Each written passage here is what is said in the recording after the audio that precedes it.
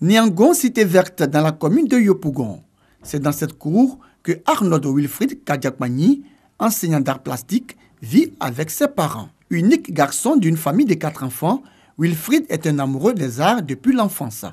Après son brevet technique artistique en volume d'éco au Centre technique des arts appliqués et son admissibilité au professorat option art plastique, il opte pour une formation en architecture intérieure à l'Institut national des arts et de l'action culturelle INSAC. Ça a commencé avec les bandes dessinées que nous suivons généralement à la télé. Et lorsque nous voyons les personnages, nous essayons tant bien que mal de les reproduire. Donc au fur et à mesure que nous les reproduisons, nous faisons en quelque sorte une main. Voilà. Et avec cette main, nous avons décidé comme ça de pouvoir entrer au CTA, au Centre technique des arts appliqués, où j'ai fait une formation de 3 ans, voilà, avant de sortir avec un diplôme de BTA, c'est-à-dire le brevet de technicien artistique. Comment Wilfried, jeune architecte, arrive-t-il à concevoir ces différentes maquettes? Son matériel de travail en main, il nous démontre son talent et son savoir-faire d'architecte. D'abord, nous élaborons le plan et après le plan, nous mettons les codes, nous faisons le relevé. Et après tous ces relevés, nous mettons toutes nos idées, bien sûr, sur des feuilles.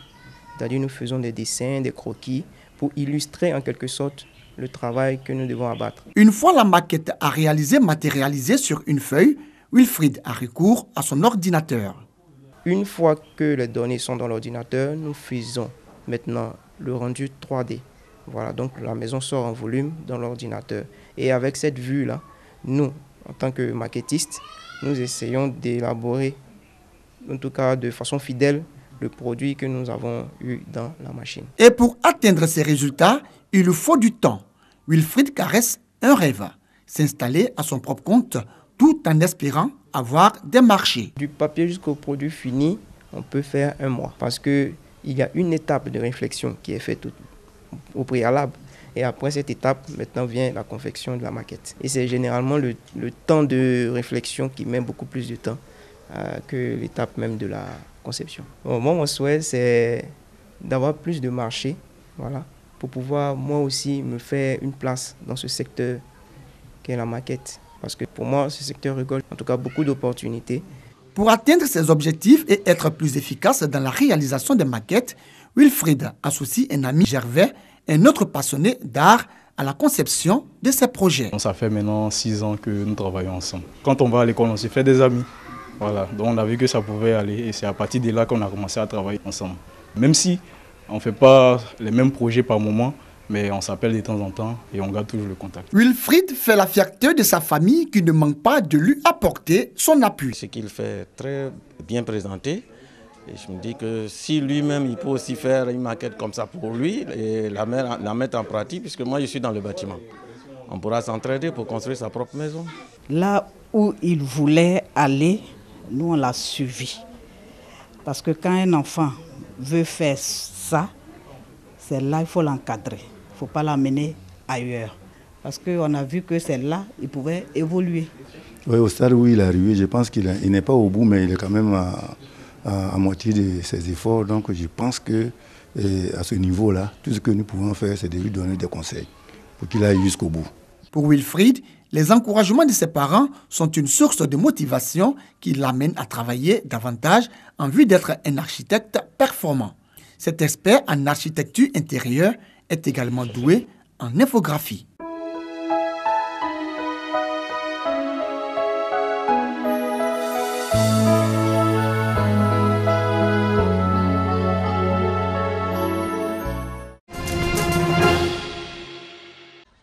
Plus jamais d'enlèvement et d'assassinat d'enfants en Côte d'Ivoire. C'est le cri de cœur lancé aujourd'hui par les populations. Écoliers, collégiens, lycéens et parents sont affectés par la vague de kidnapping perpétrée dans le pays. Ça me fait peur, puis ça me fait mal parce que les parents vont mettre leurs enfants au monde et puis après ils vont les perdre. Ça fait mal.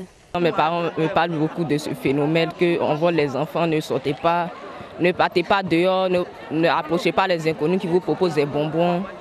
Donc j'écoute beaucoup ces conseils. Franchement, on ne dort pas. concernant même nous les grandes personnes, quand on prend un taxi même, on n'est pas en sécurité, sincèrement dit. La ville fait peur. Donc le gouvernement n'a qu'à voir ça pour nous. On lui demande pardon. Nous prions et nous faisons confiance aux autorités compétentes pour que ce phénomène soit éradiqué totalement. Mais comment prévenir et mettre un terme à ce fléau? Les acteurs du système éducatif ivoirien expriment leur détermination à combattre ce phénomène. Plusieurs mesures ont donc été prises. Tous les lundis au drapeau, quand on finit de saluer aux couleurs, on leur prodigue des conseils. On dit aux enfants d'être prudents. À l'école, quand même, on a aussi des cartes d'accès qui donnent droit à l'école et qui fait office de retour des enfants. Donc on conseille aussi aux parents de venir, de ceux qui viennent accompagner les enfants, d'être munis de ces cartes pour éviter que des personnes inconnues viennent les chercher. Un coup clé sur l'enlèvement des enfants, il n'y en a pas, mais en EDHC, nous profitons, nous faisons une lucarne pour pouvoir parler de ce phénomène-là. Nos enfants que nous avons sous la main ont des attitudes qui favorisent ces situations, parmi lesquelles, après les heures de cours, ils traînent dans la cour, ils vont très tard. Et il y en a, mais non seulement ils vont, mais sur la route, avec les compagnies, ils perdent le temps. Donc nous avons décidé depuis 2010 d'un emploi du temps avec des horaires précises pour leur donner le temps d'être à la maison très vite. Notre emploi du temps va de 7h30 à midi et de 13h à 16h30. Autre chose que nous remarquons dans leur attitude, quand ils sortent, il y a beaucoup qui font des autostops. Nous avons connu beaucoup de cas comme ça ici et les personnes qui les prennent en autostop viennent vers nous. Ces élèves-là, on les a interpellés, on a interpellé les parents. Selon les autorités ivoiriennes, 8 enlèvements d'enfants et 3 cas de décès ont été signalés jusqu'à ce jour. Des numéros gratuits, dont le 116, ont été mis en place pour permettre aux populations de dénoncer toute violence faite aux mineurs. Quand on a fini le cours, qu'est-ce qu'on fait? On va chez les parents. Pourquoi? Parce qu'on les aime. Merci. De l'émotion, beaucoup d'émotion. À l'heure des adieux à Komoué Jean-Pierre Mathias, plus connu sous le nom de Gone Morgan. Gone Morgan repose désormais au cimetière de Williamsville avec le trésor de reconnaissance, de prière et de bénédiction qu'il a reçu quelques minutes plus tôt à l'église Sainte-Cécile des Deux-Plateaux durant sa messe de requiem. À l'Ivocep de Trècheville, parents, amis et fans se sont mobilisés et rassemblés dans le recueillement autour de la dépouille mortelle du premier délégué médical de la Côte d'Ivoire, de l'artiste et musicien de Gone Morgan. Tous convaincus que le premier artiste ivoirien chanté sur scène avec sa famille n'a pas vécu pour rien. Il chantait avec sa femme, il dansait avec ses enfants. C'est là que je l'ai connu, à la RTI. Il était élégant sur scène. Il a beaucoup apporté à la culture ivoirienne. Il a porté haut le drapeau ivoirien, que ce soit en Côte d'Ivoire, que ce soit à l'extérieur.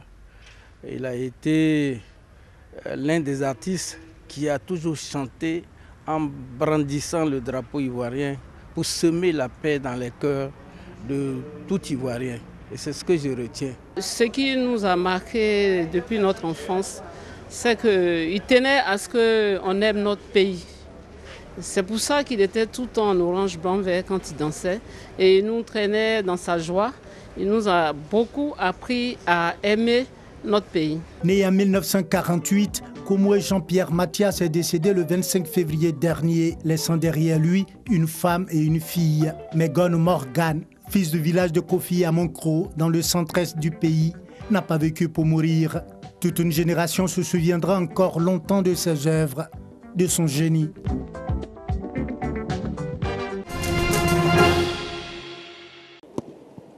Foot, rugby, volley et hand, le football gaélique, c'est un peu tout ça à la fois. Un ballon rond, un but de football surmonté de poteaux en forme de hache, 2 équipes de 15 qui jouent au pied et à la main. En Irlande, terre de ses origines, le foot gaélique est de loin le sport le plus populaire.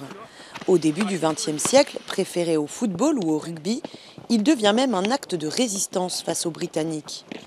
Mais depuis une vingtaine d'années, le sport se développe petit à petit à travers le monde, et notamment en France, 25 clubs et bientôt 1 millier de licenciés. À elle seule, la Bretagne compte la moitié des clubs français de foot gaélique et organise même son propre championnat. Avec ses racines celtes revendiquées, ce sport irlandais trouve un fort écho dans l'ouest de la France. Et la sélection française n'a pas à rougir, elle a même fini vice-championne lors de l'équivalent de la Coupe du monde de football gaélique en 2016. Prochaine échéance pour les Bleus, match amical contre le Luxembourg le 24 mars, en attendant les championnats du monde des Jeux celtes en août 2019 dans le mythique Croke Park de Dublin.